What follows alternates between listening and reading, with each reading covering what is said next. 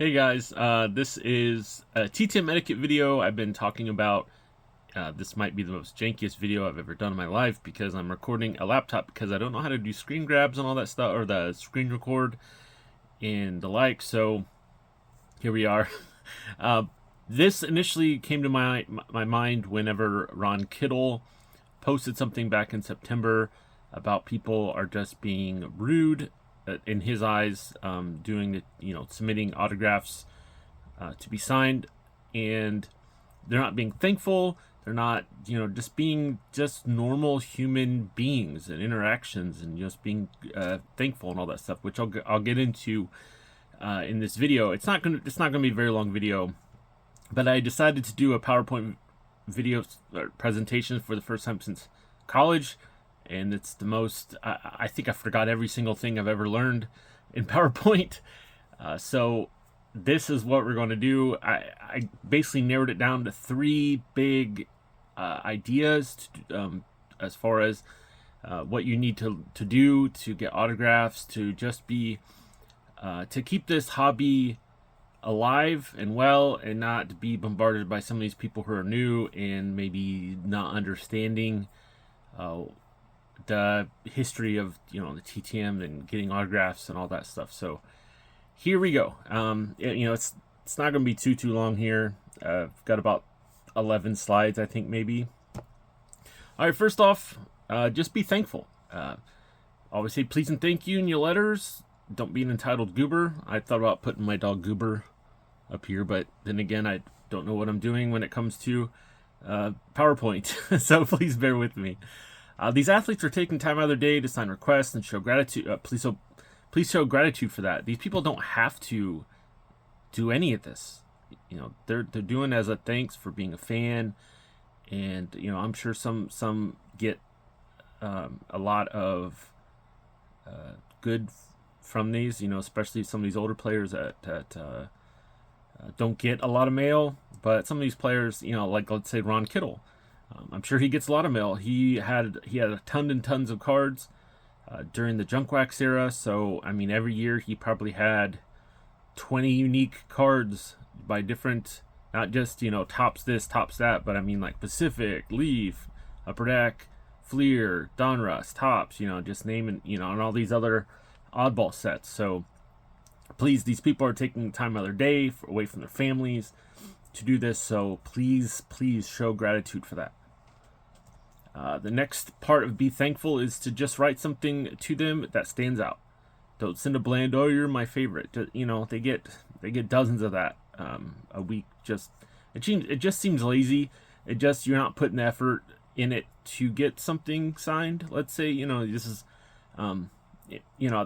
that's my take. I think the letter might be the most important part of doing the TTMs, because it shows that you care, you're knowledgeable about something, and it's especially if you're a huge fan, you watch them growing up, you have an avenue to tell them a story about your childhood when you watch them, or if you collected their cards when you're little. A lot of things like that would stand out. Especially, and don't lie. I forgot to put this. Don't lie. Don't say, "Oh, I did this and this. I watched you when you had your big home run." Don't lie. That should go without saying. But just try to find something that stands out. Do a lot of research, and always handwrite your letters. Don't send a form letter. I'm sure that they get all these. I am a fan. Please sign this. I've seen people who send off 100 letters a week or more, and I'm assuming they're doing this.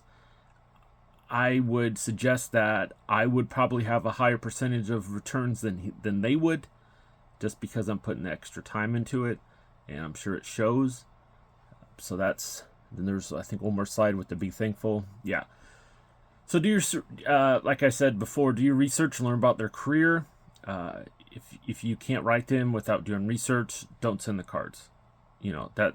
That's it. Don't do your research, learn about them, and do your part.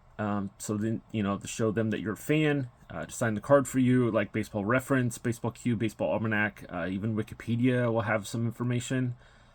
And then just Google. Sometimes all these players, they're they're going into smaller Hall of Fames, like their schools, their colleges, their cities. I know Suffolk Sports, like in Long Island, has one that's pretty big.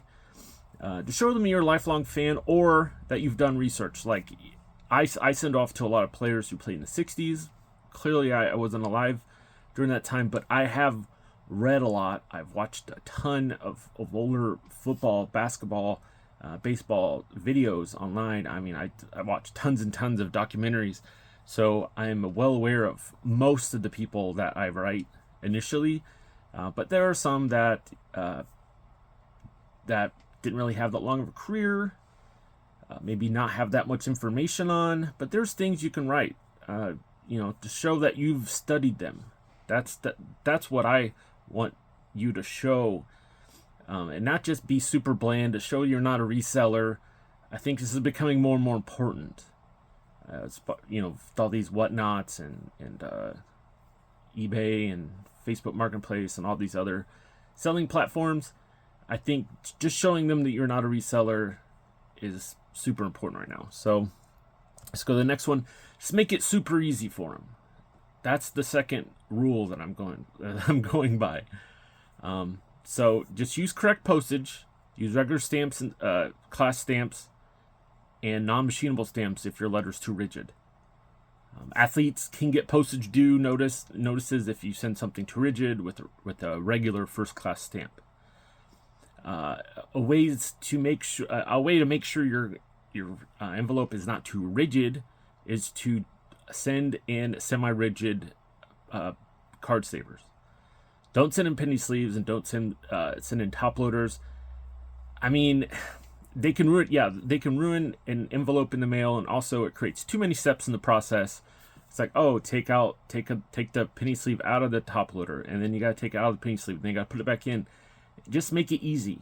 That's it should be simple. I mean, I saw someone trying to send their card in a one touch. I don't know, probably makes it a little easier, I guess, but just to figure out, some of these older guys may not understand that it's held up by a magnet. And also, sending in a one touch, it's much easier. It'll be much safer than getting bounced around on there than to put it into a semi-rigid. So, and you can get Humongous Horde has great ones that are durable. I mean, I'm sure BCWs and the original card saver ones do a great job as well. So let's go to the next one. If you use foldable cardboard, I don't know if I have any around here. Oh, I do. Oops. Dropped the box. Okay, let's see. So I'm getting a lull in this video here, but if you use these things right here, and you put the photo corners in it and all that stuff, use a non-machinable stamp, because by the time you fold it and you got a card in there, it starts becoming just barely too rigid for me to feel safe sending them in just a regular first class stamp. That's me. I know I've seen people have success doing that, but I don't want to risk it. I don't want the athlete to get any sort of postage due, and then they can reject it and it'll come back to you and all that stuff, or they might pay it and just keep the cards. You never know. But also, don't send a 5,000 word essay in your letter. Filling a one-sided 3x5 card. Yeah, it's one of these. Just one side will do it. If you feel a little bit wordy, maybe finish it off the back. But these, especially some of these popular, I'll keep using Ron Kittle as an example. He shows a lot of on Facebook, a lot of the requests that he gets and all that stuff. So he doesn't have time to read a full page letter. Just keep it simple, make it nice, show that you care, that you know a lot about him and all that stuff. So also, don't overly tape your submissions. I'm guilty of this, especially if you're sending to older players. Sometimes I like to tape the bottom edges and all that stuff, but I mean, I personally don't see a huge issue with this. But Ron Kittle says he likes to shred his envelopes he gets, and it clogs up his shredder. I mean, that's a way of making it easier that you may not really realize. So I usually try to just maybe do a piece of tape on the bottom and the sides if they seem if I'm not comfortable using those envelopes, if I haven't bought them before. Like I've just put an order for Amazon Basic ones. I think I used them once, but I'll probably tape them a little more than I usually do until I get some back. But the Walmart ones, I don't usually have too big of an issue with any of the sides breaking or anything like that. So yeah, let's go to the next slide. Use self-seal in peel and stick envelopes. Well, self-seal is peel and stick. It depends on where you buy them. So they don't have to lick any envelopes. I've seen like Chris Cards on YouTube, you know, a longtime TTMer. He has sent questionnaires to some players, and some, you know, most of them don't respond back to it or whatever. But for the most part, when they do respond, a lot of them do say, I don't want to lick any envelopes or whatever. Send the ones with you can just peel off and stick. So I've taken that. You know, I've never sent a lickable envelope ever. I actually think the taste of that is disgusting. So yeah, I think that's a great request to do, and I've stuck by that. And yeah, so next one here, keep the entire process as easy as possible. That's what I've been saying the entire time. If you think of something you can do to make the process any easier, do it. It's simple as that. Don't go out of your way of trying to make something easy harder, but follow these steps. I think it should be pretty well. So let's go to the next one here. Don't be greedy. That's the third rule. I think a lot of the newer people in TTM tend to forget this. Look on Sports Card Forum and sportscollectors.net to see what they normally sign, what number they sign. Don't send more than a single stamp that will cover. So you can usually get about 5 cards and a card saver using one stamp. Anything more than that is you need an extra stamp and stuff. So I only send 5 cards if he's like super signer. If he signs all the cards and all the protective index cards, like just super into it. But most part, 3 is my perfect amount that I like to send. But some people only sign 1 or 2. So just research that and see if what they sign and obey that. I've seen people send a lot of 7 cards plus recently, and it just makes them look like a reseller, especially if you send duplicates. I do send duplicates sometimes, but I do mention that's for my brother too, because I give my brother a card pretty much in every single return I get. So I make sure to let them know that it's for him. If they only send 1 card, only send 1 card. Like Rick Cerrone, Steve Balboni that come to mind. They're great signers. They only sign 1. And if they charge a fee, send that fee, even if it's Pass Pros, which I've been guilty of trying to skirt the Pass Pros thing. I could have another video why I don't really like Pass Pros in this whole process, but a lot of players like it. It's probably easier. Pay online, print off a receipt, send it. They don't have to mess with cash. They don't have to mess with checks and all that stuff. So I get it. But another thing, if you send to them and you get a success, wait 9 to 12 months to resend. If you really need more than a few cards signed. If you're working on multiple sets and all that stuff. So don't be some guy that sends a week later, then get it back, send off a week later. No, that's just being greedy. Some players enjoy fan mail. Some, I would say the majority, probably would rather receive no autograph submissions. And if they charge a fee, I would still wait a month or 2, even though it's a transactional thing more than a favor. It really depends. I know guys like Vernon Law, who are older, who did not get the big paydays that athletes get today. I think he enjoys getting mail because he gets money. There are a few other players, older players like that I'm sure is the case as well. So just case by case, just kind of what you feel. But I would not resend to players. I would wait as long as you possibly could. So here's the next one here. if you want to send a donation, do it. If an athlete doesn't want it, he'll send it back. I've seen a ton of those.